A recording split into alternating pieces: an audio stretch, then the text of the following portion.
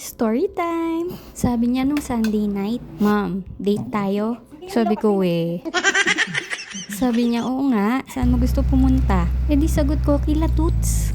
Sabi niya, "Oo nga no." Sabi ko, "Lakad tayo from Trinidad to Baguio." Hindi, syempre tinawanan niya lang ako.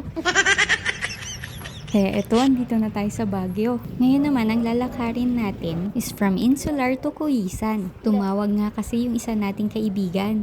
Nag-open nga daw sila ng biryani house. So, syempre, susuportahan natin yan.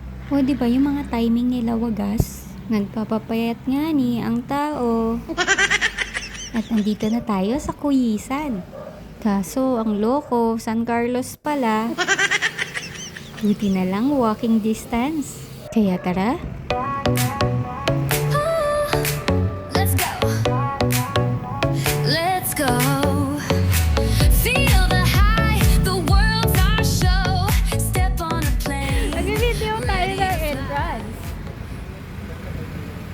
Hi! Yun. Bunso? Si Toots nga pala. Tropa yan noon pa. Pero mahigit isang dekada na kaming hindi nagsama-sama.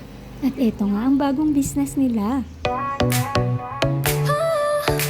Let's go. Let's go. Feel the high, the world's our show. Step on a plane, ready to fly. Nox, food vlogger.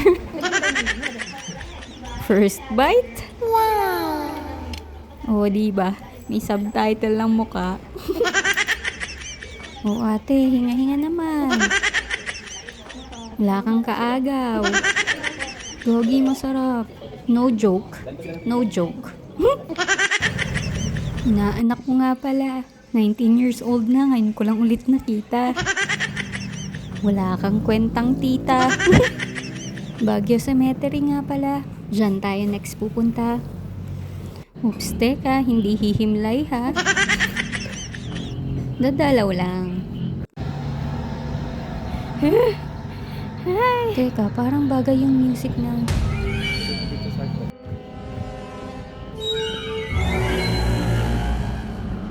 Joke lang. Sila daddy. Grand Pips nga pala. Flex ko na din. Composer yan ng Baguio Hymn.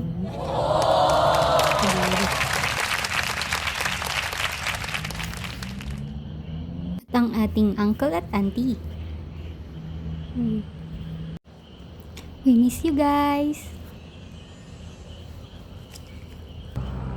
Tara na't gumagabi na. Kaya pa.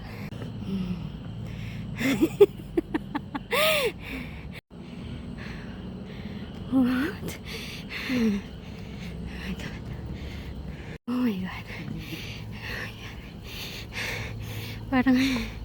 Parang din ako makakaalis here. I cannot breathe.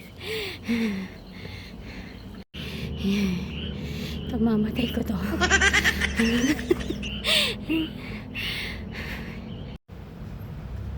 Oo, diba? Sa sobrang pagod, hindi na nakapag-video. Syempre, lalakad ulit tayo pa uwi. Dami ba naman ng kinain mo eh? Deserve mo yan. Sa diet ako eh. Oo, diba? Hype na yan. Paano ka naman papayat pag ganito? Sana lang.